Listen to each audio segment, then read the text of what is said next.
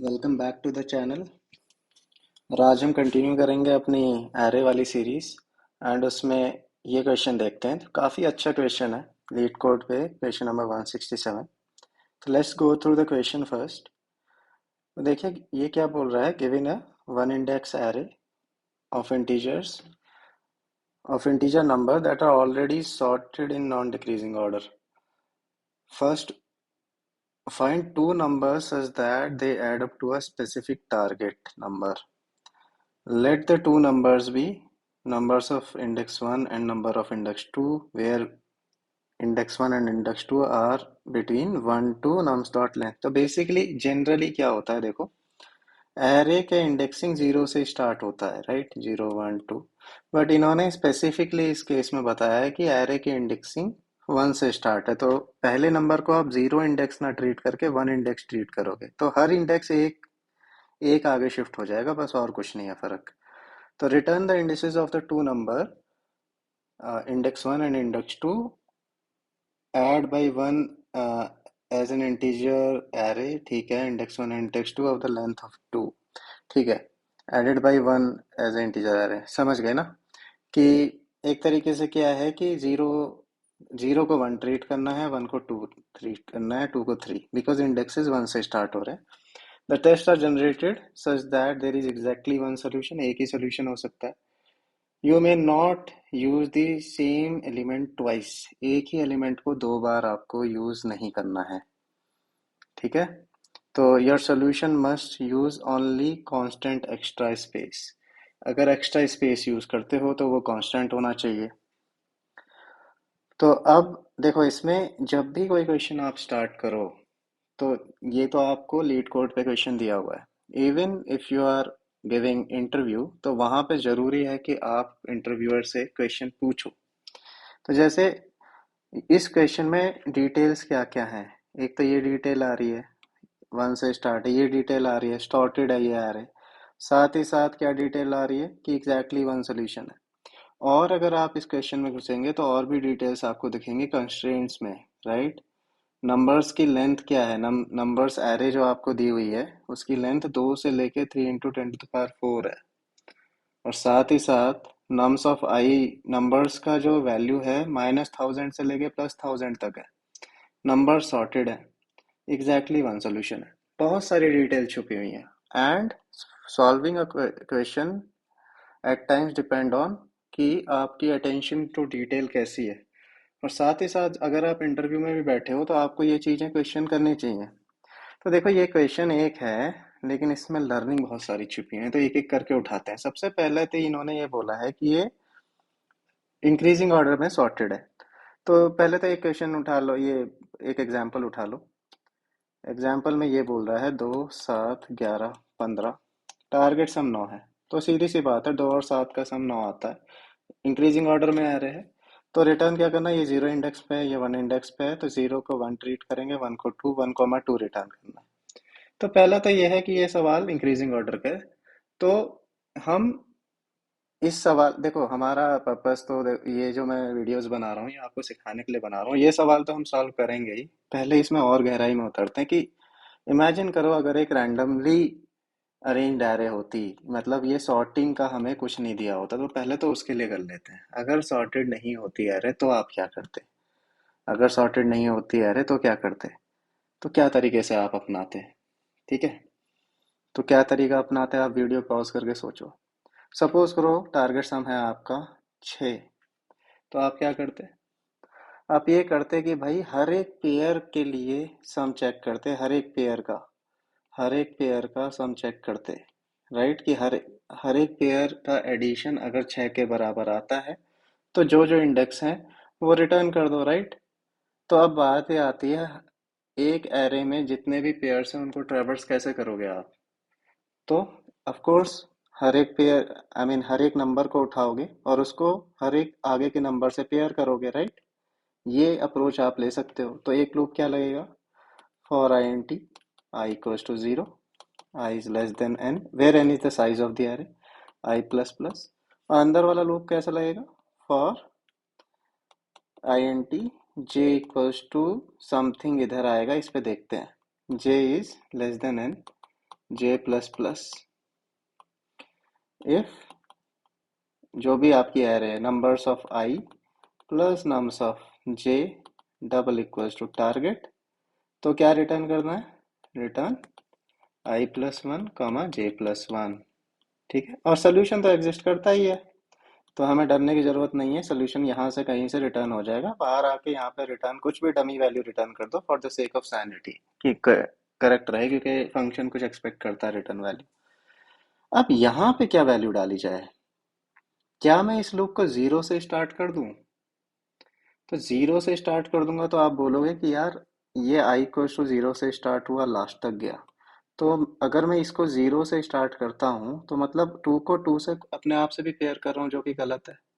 तो चलो ये वाला केस हटा देते हैं, ऐसी बात है तो मैं ये बोलता हूँ कि अगर आई इक्वल्स टू ये है, आई इक्वल्स टू टू पे है, और मैं जे इक्वल्स टू जीरो से स्टार्ट कर रहा हूँ, तो क्या हो रहा है? तो क्या हो रहा है? तो टू, ये फोर किस किस के साथ पेयर हो रहा है? फोर इसके साथ पेयर हो रहा है, इसके साथ पेयर हो रहा है, अपने साथ पेयर हो रहा है, और आगे इसके साथ पेयर हो रहा है। यही तो चीजें हो रही हैं। तो देखो इसमें दिक्कत कहाँ आ रही है, ये इनएफिशिएंट क्यों है? जब आपने आई इक्वल्स टू जीरो पे बैठे थे आप, तो आपने टू को फोर से पेयर किया हुआ था। अब आप जब फोर पे आ गए तो फिर से टू से पेयर कर रहे हो, तो एक तरीके से multiple time double time pairing हो रही है। एक तो ये दिक्कत, अपने आप से जो पेयरिंग हो रही है वो तो आप सिंपली यहाँ पे इफ स्टेटमेंट लगा दोगे, if i double equals to j तो कंटिन्यू, यहाँ पे इफ स्टेटमेंट लगा दोगे। ये कोई बड़ी दिक्कत नहीं है इस अप्रोच में, अगर मैं जीरो से स्टार्ट करता हूँ ये तो एक छोटी सी स्टेटमेंट से फिक्स हो जाएगी। इससे भी बड़ी दिक्कत ये है कि आप मल्टीपल टाइम पेयरिंग कर रहे हो। तो इस प्रॉब्लम को ओवर करने के लिए और थोड़ा सा इस कोड को एफिशिएंट बनाने के लिए क्या हो जाएगा, यहाँ पे आप लगा लो आई प्लस वन से लूप चलाओ, j equals to I plus one. तो उससे क्या होगा, ये इससे पेयर होगा, ये इससे पेयर होगा, ये इससे पेयर होगा। फिर क्या होगा, जब वन पे आ जाएगा आई, आई इससे पे ये इससे पेयर होगा, इससे पेयर आ जाएगा। जब यहाँ पे फोर पे आ जाएगा तो ये इससे पेयर हो जाएगा। ठीक है, अब जब आई इक्वल्स टू फाइव होगा तो कोई दिक्कत ही नहीं है। तो एक तरीके से सारे यूनिक पेयर एक एक बार ही आपके निकलेंगे। तो ये लॉजिक तो एक वर्क करता है, जिसका टाइम कॉम्प्लेक्सिटी क्या हो जाएगी, अब तक तो आपको समझ में आ गया होगा। टाइम कॉम्प्लेक्सिटी इसकी इसकी time complexity order of N square होने वाली है। स्पेस कॉम्प्लेक्सिटी कोई एक्स्ट्रा स्पेस हमने लिया नहीं, तो ऑर्डर ऑफ वन ही है, constant space time complexity order of N square. तो चलो देखते हैं, इसको भी कोड कर लेते हैं। तो एक तो हमारा ये एक तरीके से इसको बोलेंगे बहुत ही क्रूड और ब्रूट फोर्स सोल्यूशन। ठीक है, I N T N equals to numbers का साइज। अब यहाँ पे लेते हैं for I N T I equals to zero, I is less than N I plus plus, for I N T J equals to I plus one, J is less than N J plus plus. अब देखो यहाँ पे if numbers of I plus numbers of j double equals to target, तो यहाँ पे ही return कर दो क्या, I plus one comma J plus one, क्योंकि इंडेक्स वन से स्टार्ट है तो एक एक आगे शिफ्ट हो जाएंगे। यहाँ पे तो रिटर्न आप कुछ भी डमी सा रिटर्न कर दो, एम्प्टी वेक्टर कर दो, रिटर्न तो आपको यहीं से हो जाना है। क्यों? क्योंकि देखो यहाँ कंस्ट्रेंट में बोला हुआ है एक सोल्यूशन एग्जिस्ट करता है, यहाँ पे बोला हुआ है एग्जैक्टली वन सोल्यूशन। तो अब इसको चला के देख लेते हैं टेस्ट केसेस के लिए, एंड यू विल सी कि ये वर्क कर रहा है, इसमें कोई दिक्कत नहीं है, ये वर्क करेगा भी, कोई इसमें बहुत बड़ा इशू है नहीं। ठीक है, तो अब लेकिन दिक्कत कहाँ आएगी वो देख लेते हैं। टाइम लिमिट एक्सीडेड, जो कि एक्सपेक्टेड भी था, क्योंकि ये सॉल्यूशन बहुत ही मतलब अच्छा सॉल्यूशन थोड़ी ऑर्डर ऑफ एन स्क्वायर जा रहा है। क्वेश्चन बना हुआ है, आपको मैंने पिछले लेक्चर में ही आपसे बोला था कि अगर एरे का क्वेश्चन इंटरव्यूअर पूछ रहा है तो मान के चलो एन स्क्वायर से तो नीचे की एक्सपेक्टेशन है विद हाई प्रोबेबिलिटी। तो यहाँ पे एन स्क्वायर जा रहा है, but this is a solution. ठीक है, चलो अब थोड़ा सा और उतरते हैं गहराई में, कि हमने हाँ एक पहला सोल्यूशन बता दिया। अब इंटरव्यूअर बोलेगा भैया ये तो तुमने बता दिया ठीक है, लेकिन क्या ये बेस्ट सोल्यूशन? आप बोलोगे जी नहीं बेस्ट तो नहीं है, ऑर्डर ऑफ एन स्क्वायर है। तो फिर इसको क्या आप देखो, ये तो बेस्ट है ही आपकी, क्या इस कॉम्प्लेक्सिटी को नीचे ला सकते हो? Of course order of N की तरफ आपको जाना है। तो कैसे ला सकते हैं? तो थोड़ा सा अटेंशन टू डिटेल थोड़ा सा यहाँ पे रखते हैं। ये अनसॉर्टेड एरे है, अब झांको थोड़ा। देखो सॉर्टेड पे अभी मैं जा ही नहीं रहा हूँ, ये क्वेश्चन अभी सॉल्व करेंगे हम। अब थोड़ा सा झांको, थोड़ा सा इसमें और पोस्टमार्टम करो, पे अटेंशन टू डिटेल। यहाँ पे एक डिटेल नजर आ रही है कि नम्स ऑफ आई, जो कि एक हर नंबर का जो वैल्यू है वो -1000 से 1000 के बीच में ही लाई करेगा, उसके पार नहीं होगा। तो वही एक आइडिया इसमें निकल के आता है। अगर आप हर नंबर की प्रेजेंस को ट्रैक कर लें, प्रेजेंस को ट्रैक करने का क्या मतलब हो गया जी, तो सपोज करो 1000 तक ही नंबर हो सकते हैं ना -1000 से। तो अगर मैं इसको फॉर द टाइम बिंग ये बोलूँ आपको कि नंबर 0 से 1000 के बीच में है, ठीक है ना, 0 से 1000 के बीच में, सिर्फ पॉजिटिव, नेगेटिव पे अभी नहीं जाते हैं। तो आप क्या करो, 1000 साइज की एरे ले लो, 0, 1, 2 और 1001 की ले लो, ताकि लास्ट नंबर, लास्ट इंडेक्स 1000 पड़े, ये 999 पड़ेगा। इसकी लेंथ कितनी है, 1001। ठीक है, ये साइज की एरे ले ली। अब इनिशियली इस सम में क्या पड़ा हुआ है, 0 पड़ा हुआ है। 0 का मतलब ये हुआ कि ये नंबर प्रेजेंट नहीं है फिलहाल। फिर इस एरे को ट्रेवर्स करो और जहां पे जो नंबर आया उस इंडेक्स पे, 2 आया ना यहाँ पे, 2 पे जाओ, यहाँ पे 1 कर दो। अब 2 पे 1 होने का क्या मतलब है, 2 पे 1 होने का मतलब है 2 इस एरे में प्रेजेंट है। अब 7 पे जाओ, यहाँ पे कहीं 7 लाई करेगा सपोज, और यहाँ पे 1 कर दो। इसी प्रकार से 11 पे जाओ और फिर वहां 1 कर दो। तो इसके एरे में बना ही लेता हूँ एक थोड़ा सा, 2, 7, 11, 15, ठीक है। 2, 7, 11, 15। सपोज करो मैं एक हाइपोथेटिकल सिनेरियो लेता हूँ कि हमारे नंबर 1 से 20 तक लाई करते हैं। अगर ये कंस्टेंट होता, अभी तो -1000 से 1000 तक दिया हुआ है, तो मैं क्या करता, एक 20 साइज की लंबी सी एरे लेता, 21 साइज की इनफैक्ट, 10, 11, 12, 13, 14, 15, 16, 17, और अब टिल यहाँ पे लाई करता 20 इंडेक्स, यहाँ पे लाई करता कुछ 0, 1, 2, 3, 4, 5, 6, 7, 8, 9, 10, 11, 12, 13, 14, 15, 16 एंड अप टिल ये 20 तक जा रहा है। तो अब क्या करना है, अब देखो ये 2 आया, तो 2 आने का, अब इनिशियली सब जगह 0 है, ठीक है। 0 होने का मतलब है अभी ये नंबर, मैं ये अज्यूम कर रहा हूँ कि ये नंबर मेरी इनपुट एरे में प्रेजेंट नहीं है। तो अब मैंने इनपुट एरे को एक बार ट्रैवर्स किया, तो मैं क्या करूंगा, ये 2 आया तो 2 इंडेक्स पे जाओ, 2 इंडेक्स पे गए और यहाँ पे नंबर चेंज करके क्या कर दिया मैंने, 1। तो यहाँ पे क्या हुआ, यहाँ 1 होने का ये मतलब है कि दो मेरे इनपुट एरे में प्रेजेंट है। ऐसे ही 7 के लिए क्या करूंगा, 7 के लिए जाओगे 7 इंडेक्स पे, यहाँ पे कर दोगे 1। 11 के लिए 11 पे 1 कर दोगे, ठीक है। एंड 15 के लिए 15 पे 1 कर दोगे, ठीक है। अब क्या हुआ, अब देखो जहां पे 0 है इसका मतलब वो नंबर प्रेजेंट नहीं है, जहां पे 1 है इसका मतलब वो नंबर प्रेजेंट है। तो अब सपोज करो टारगेट है मेरा, यहाँ पे टारगेट है 9। तो मैं क्या बोलूंगा, जो करंट नंबर है 2, और फिर बचा कितना, 9 माइनस 2। तो 2 तो मेरे पास प्रेजेंट है, ठीक है, कोई नहीं। अब मेरे को क्या ढूंढना है कि 7 भी प्रेजेंट है क्या, अगर मैं ये पता लगा लूं किसी तरीके से 7 प्रेजेंट है क्या, कैसे, क्योंकि 9 माइनस 2 आता है 7। 2 तो मेरे हाथ में पड़ा हुआ है, अगर मैं 7 भी पता लगा लूं कि इस एरे में है, तो मेरा प्रॉब्लम सॉल्व हो जाएगा। तो मैं क्या ढूंढूंगा, 7 है क्या, तो मैं 7 इंडेक्स पे जाके देखूंगा यहाँ पे वैल्यू क्या है, यहाँ पे 1 है। तो मैं क्या बोलूंगा, हाँ जी 7 प्रेजेंट है। 9 माइनस 2 7, तो इसका मतलब क्या है, इसका मतलब क्या हुआ, इसका मतलब ये हुआ कि I can I can return true in this case, कि भाई, कि यहाँ पे एक वैल्यू लाइक, यहाँ पे दो नंबर ऐसे एग्जिस्ट करते हैं जो जिनका सम 7 निकल के आता है, ठीक है। तो इस केस में कंस्ट्रेंट क्या है, देखो इस केस में तुम ये तो पता लगा सकते हो कि भाई कोई नंबर प्रेजेंट है कि नहीं है, ठीक है। और ये आप ट्रू या फॉल्स रिटर्न कर सकते हो, ट्रू या फॉल्स रिटर्न कर सकते हो आप। लेकिन ये थोड़ा सा पता लगाने के लिए और एक्स्ट्रा ट्रैकिंग लग जाएगी कि भाई ये 7 का इंडेक्स क्या है। क्योंकि देखो 7 तो, यहाँ पे तो सिर्फ ये पता लगता है कि भाई कि 7 प्रेजेंट है कि नहीं, ये थोड़ी पता लग रहा है कि 7 का ओरिजिनल एरे में इंडेक्स है कि नहीं, इंडेक्स क्या है, राइट। तो हमें तो रिटर्न ये करना था, इसका इंडेक्स कॉमा इसका इंडेक्स, साथ दो, जो जो करंट नंबर है उसका इंडेक्स तो चलो हमें पता लग गया क्योंकि हम इस एरे को ट्रेवर्स कर रहे हैं। बट 7 किस इंडेक्स पे है, क्योंकि ये हमने तो चेक कर लिया कि 7 प्रेजेंट है, लेकिन मुझे नहीं पता ना आगे कहाँ बैठा हुआ है 7। या तो फिर मैं आगे तक कूद के जाऊं और 7 का वो पता लगाऊं मैं, 7 का इंडेक्स पता लगाऊं और फिर वो इंडेक्स में कॉमा करके रिटर्न करूँ। ये भी एक बहुत ही ज़्यादा खराब तरीका नहीं है, ये भी कर सकते हैं। लेकिन अगर आपको इस एरे पे डिपेंड होके ही रहना है तो आप सिर्फ ये पता लगा सकते हो कि कोई ऐसे दो नंबर एग्जिस्ट करते हैं कि नहीं जिनका सम एक पर्टिकुलर टारगेट के बराबर है। अगर ये क्वेश्चन सिर्फ ये पूछ रहा होता, return true if such two numbers exist else return fall, तो ये प्रॉब्लम ऐसे ही सॉल्व हो जाती।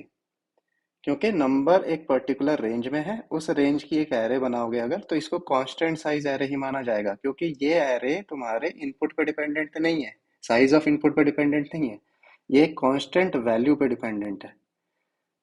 I hope it is clear. तो अब ऑफ कोर्स एक सवाल तो अभी भी बचता है कि भाई अगर नेगेटिव रेंज में नंबर्स हैं -1000, ठीक है, -1000 या -100 से +100 है, तो फिर 100 पॉजिटिव इंडेक्सेस तो ऑफ कोर्स होते ही हैं, पॉजिटिव इंडेक्सेस तो आपके इंडेक्स हैं, जीरो से स्टार्ट होते हैं, लेकिन नेगेटिव इंडेक्सेस को कैसे लाओगे? -1 तो कोई इंडेक्स नहीं होता। तो इसका एक तरीका है आसान, आप हर इंडेक्स को आगे शिफ्ट कर दो, जितना नेगेटिव में है उतना आगे शिफ्ट कर दो, मतलब +100। तो -100 कहाँ पे लाई कर जाएगा आपका? -100 आपका लाई कर जाएगा जीरो पे, और 100 एक्चुअली कहाँ लाई करेगा? 200 पे।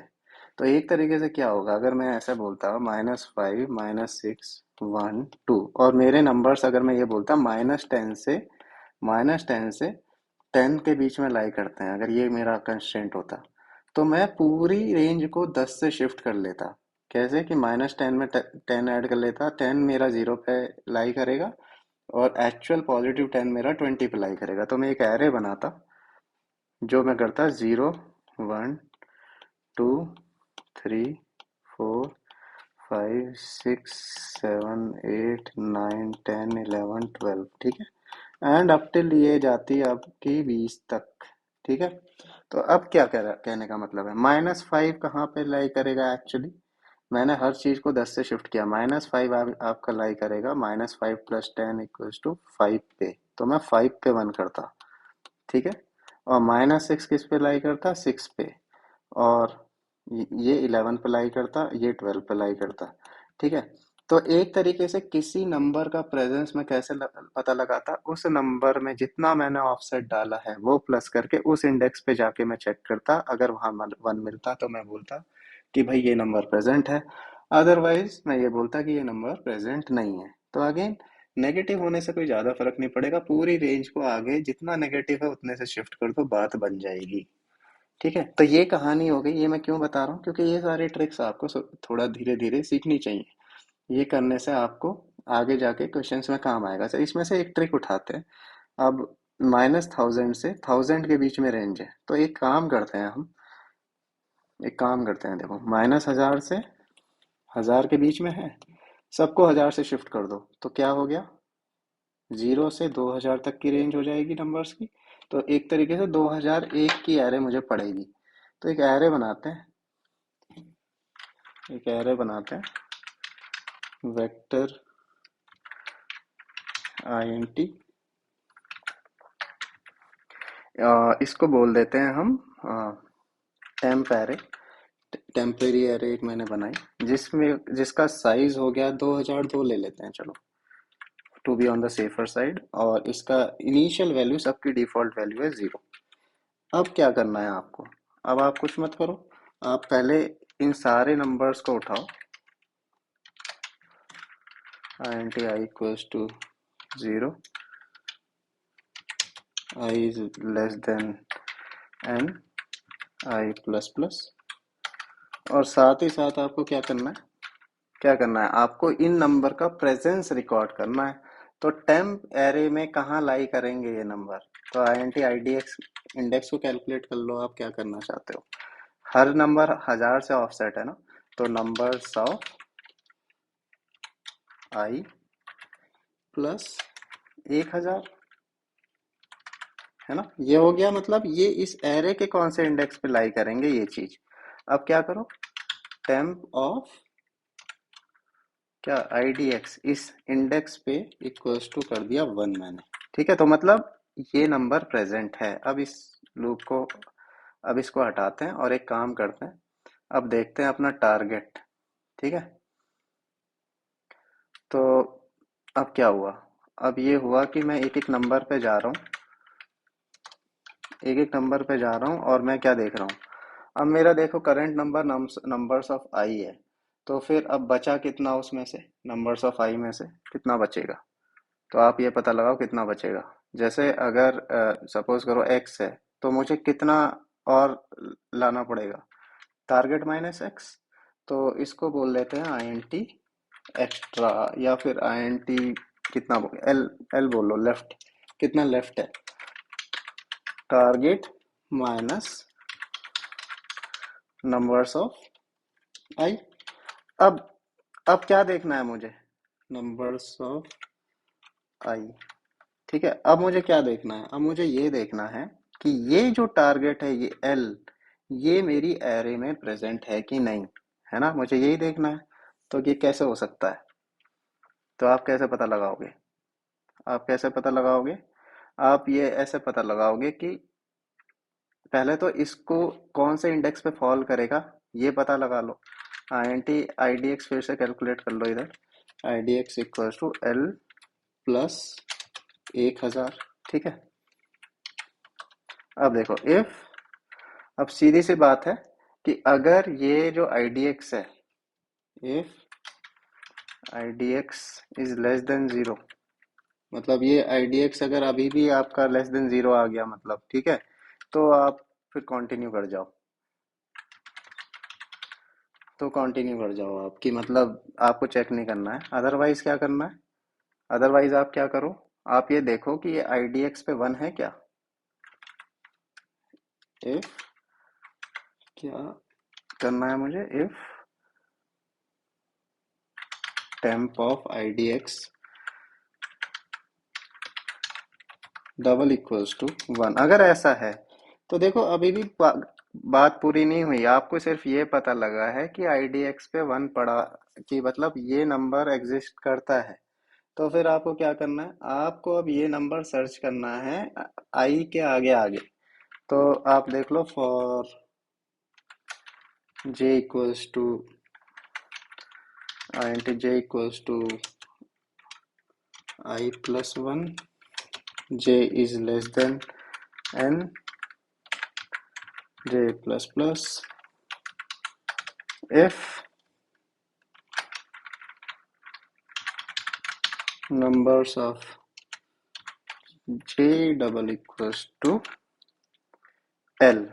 तो फिर क्या कर दो आप, रिटर्न, एक तो इंडेक्स i प्लस वन था, एक आपका j प्लस वन हो जाएगा। ठीक है, अदरवाइज ये बाहर आ गए। तो अब इसको चला के देखते हैं कि ये वर्क करता है कि नहीं, और फिर मैं इस कोड को एक बार आपको एक्सप्लेन भी कर दूंगा। हाँ, this seems to work right. देखो, अब एक बार सबमिट करके देखते हैं ये टीएलई देता है कि नहीं। थोड़ा सा हमने इम्प्रूव किया है इस चीज को, अब देखते हैं टीएलई देता है कि नहीं। ओके, सो बेसिकली कहीं पे हमने नेगेटिव इंडेक्स को भी एक्सेस करने का ट्राई किया है, काफी मतलब हद तक रन हो गया, 21 out of 22, this is a काफी गुड इम्प्रूवमेंट। अब देखते हैं इस वाले के लिए, फिर भी हमने काफी गड़बड़ कर दी। -1000 +1000 ठीक है, -1000। हम्म, तो हमने टेम्प, तो देखो पहले मैं इस कोड को एक्सप्लेन करते हैं, फिर let us debug this step by step. देखो हमने एक टेम्प एरे ली, जैसे मैंने आपको बताया था 2002 साइज की ले ली, 1000 से ऑफसेट करके, कोई दिक्कत नहीं। अब हमने क्या किया, हर नंबर का प्रेजेंस हमने यहाँ पे कर लिया। यहाँ मतलब इसको मैं कोड को उठा लेता हूँ ताकि आप लोग इसको अच्छे से समझ पाए, काफी अच्छी टेक्निक है।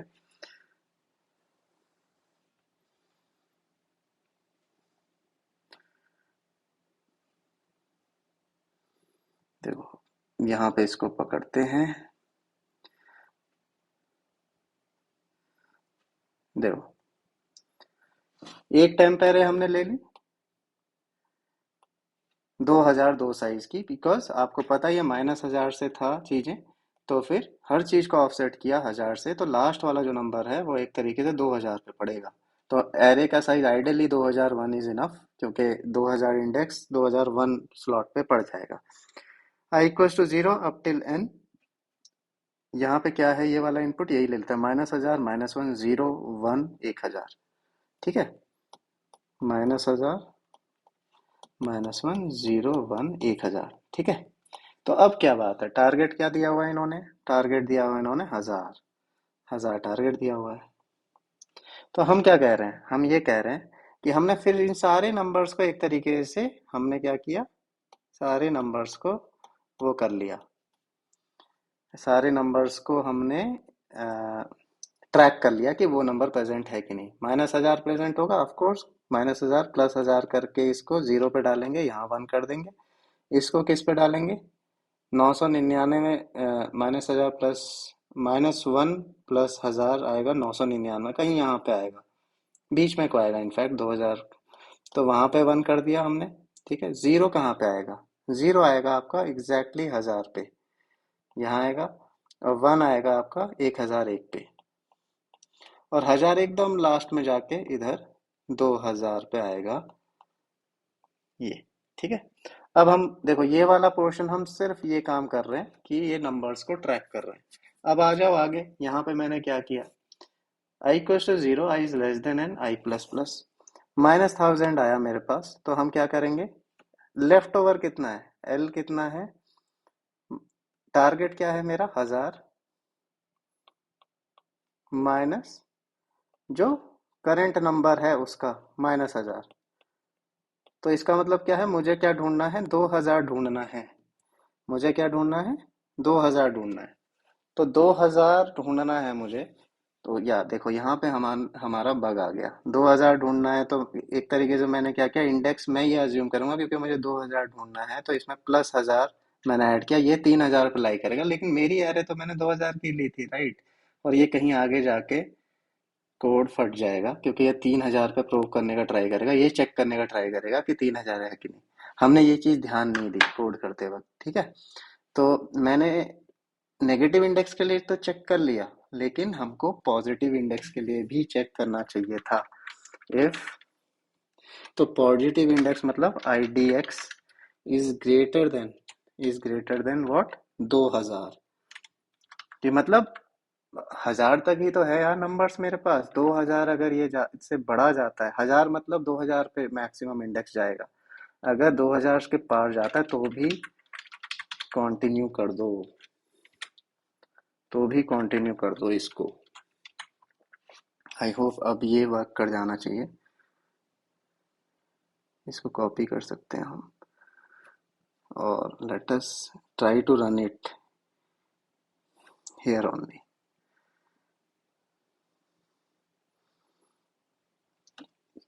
कोड करते वक्त डीबगिंग करना भी आपको आना चाहिए, क्योंकि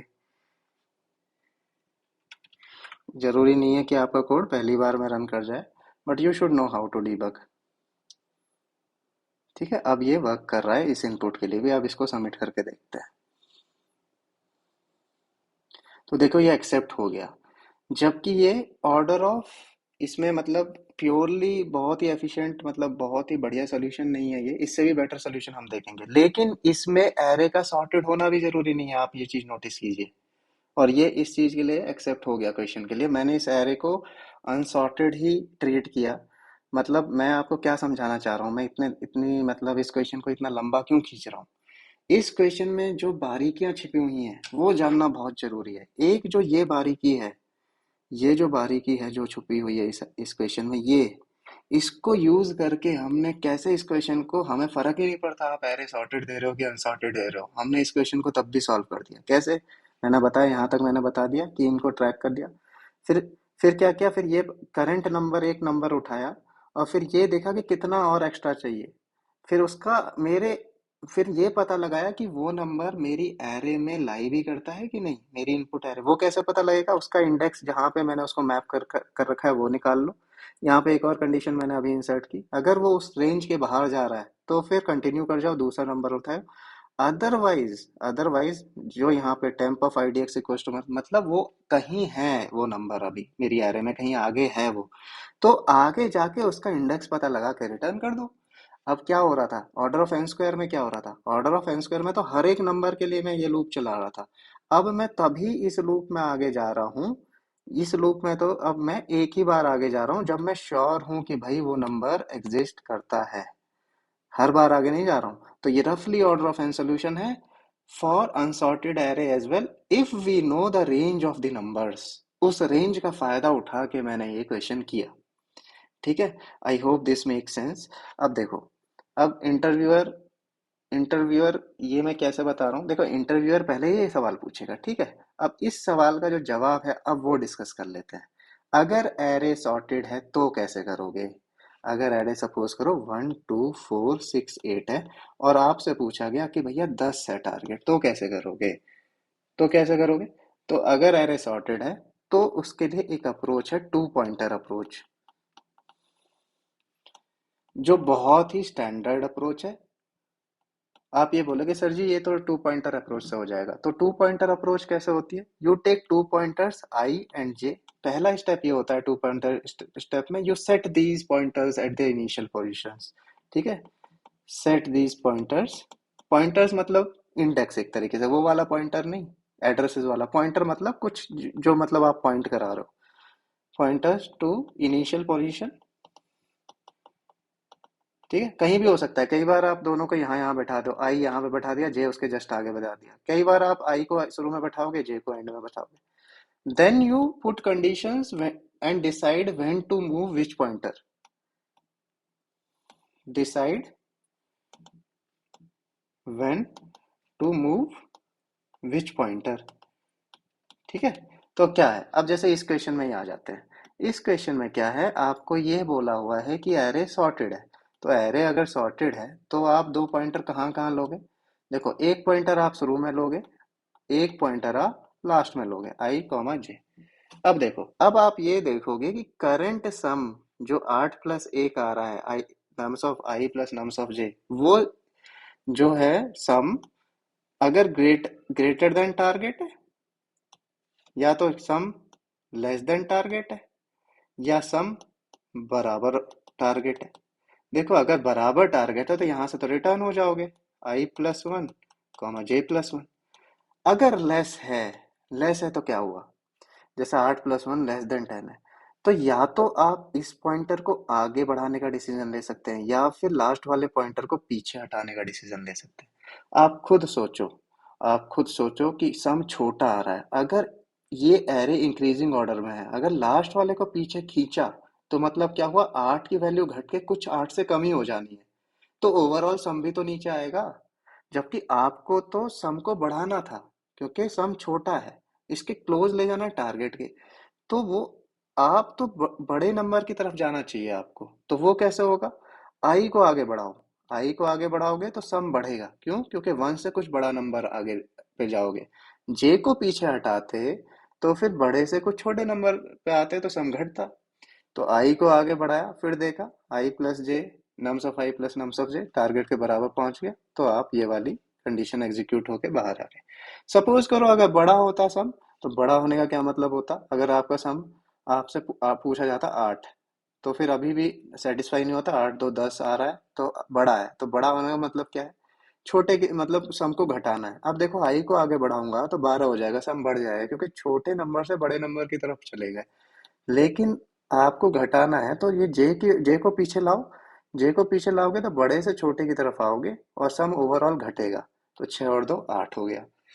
ठीक है, तो ये जो आपकी तरीका है टू पॉइंटर, जिसमें दो पॉइंटर सेट कर करके आप क्या करते हो, आप पॉइंटर्स को आगे पीछे करके then you figure out a solution. ये सोल्यूशन आप उन्हीं सिचुएशन में लगा सकते हो जहां पे जब आप इन पॉइंटर्स को मूव कर रहे हो, ये पॉइंटर एक ही डायरेक्शन में मूव करेंगे। अगर जे आपको इस डायरेक्शन में मूव कराना है तो इसी डायरेक्शन में बढ़ता जाएगा, आई इस डायरेक्शन में मूव कराना है तो इसी डायरेक्शन में बढ़ता जाएगा, फिर पीछे की तरफ मूव नहीं करेगा, जे इस तरफ मूव नहीं करेगा, राइट।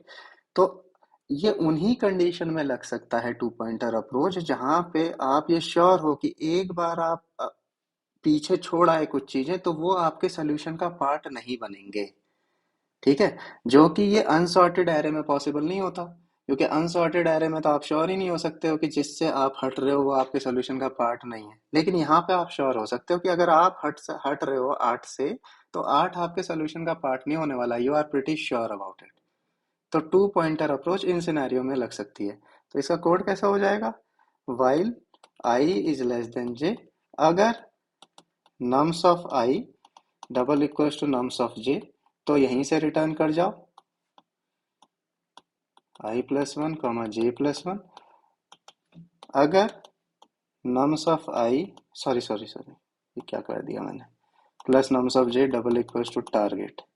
ठीक है, nums of i plus nums of j is less than target, तो क्या करना है, आई plus plus, if nums of i plus nums of j is greater than target, तो क्या करना है, जे माइनस माइनस। बस इतना है ये। अब ये ऑर्डर ऑफ एन में रन करेगा, क्यों, क्योंकि आई जीरो है, जे एन है, और ये एट मैक्स इन दोनों में से या तो ये स्टेटमेंट रन होगी या ये दोनों स्टेटमेंट रन होगी। एट मैक्स आपका मतलब आपको लास्ट में जाके मिलेगा ऑर्डर ऑफ, मतलब order of n by two ही रन होने वाला है, बट ऑर्डर ऑफ एन ही आपका एसिम्प्टोटिक इसका टाइम कॉम्प्लेक्सिटी आएगी। एक्स्ट्रा स्पेस कुछ है नहीं। ध्यान देना, यहाँ पे जो हमने एक्स्ट्रा स्पेस लिया था ना 2000 साइज का, ये कांस्टेंट स्पेस माना जाएगा, ये भी कांस्टेंट स्पेस सोल्यूशन है। तो ये ऑर्डर ऑफ एन सोल्यूशन है, order of one, order of n time है, ऑर्डर ऑफ वन स्पेस है। तो ये भी बढ़िया सोल्यूशन है इस पर्टिकुलर क्वेश्चन के लिए। तो इसको भी खटाक से कोड कर लेते हैं, इसको कोड कर लेते हैं। पहले तो इसको मिटाऊं मैं।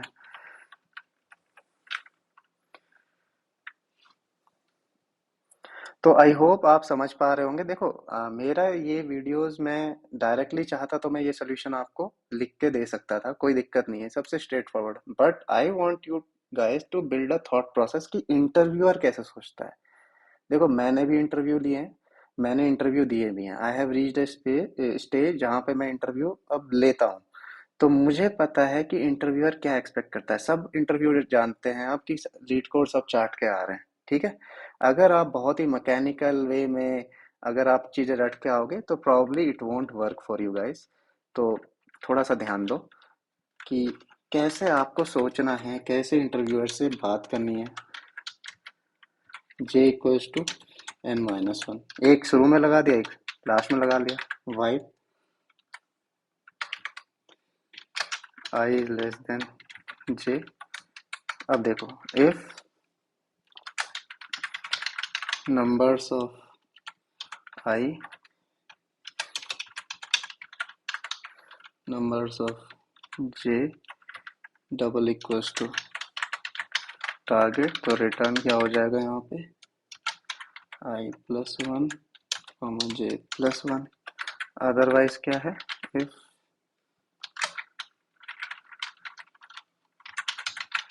अगली दो कंडीशंस,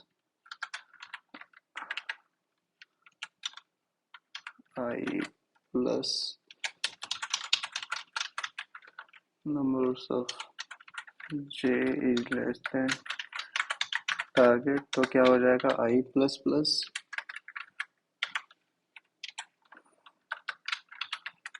तीसरी कंडीशन क्या आती है हमारी, numbers of i plus numbers of j is greater than target। तो क्या करना है मुझे, j माइनस माइनस। चलो, आई होप कोई एरर ना किया हो मैंने इसमें, आई डोंट थिंक। ठीक है, तो दिस वर्क्स एज वेल। इसमें ये तो इसका स्टैंडर्ड सोल्यूशन है ही। तो देखो हमने क्या क्या देखा कि देखो ये, जब आप, अगर सपोज करो मैं आपका इंटरव्यू ले रहा हूँ, तो मोस्ट प्रोबेबली आप ये क्वेश्चन करके आओगे।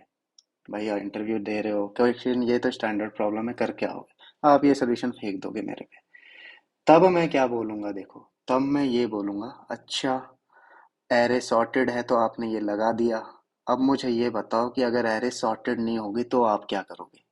अगर आपने अटेंशन नहीं दी डिटेल को, आपने ये डिटेल मिस कर दी, तो आप क्या बोलोगे, अजी एरे सॉर्टेड नहीं है, तब तो एक ही तरीका है कि order of N square solution लगाया जाए, दो लूप लगा के सारे पेयर का सम चेक किया जाए, जौन सा पेयर दे रहा है टारगेट को, सर जी वही होगा आंसर। मैं बोलूंगा अच्छा थोड़ा और सोचो, थोड़ा और देखो मैंने क्या बताया क्वेश्चन में।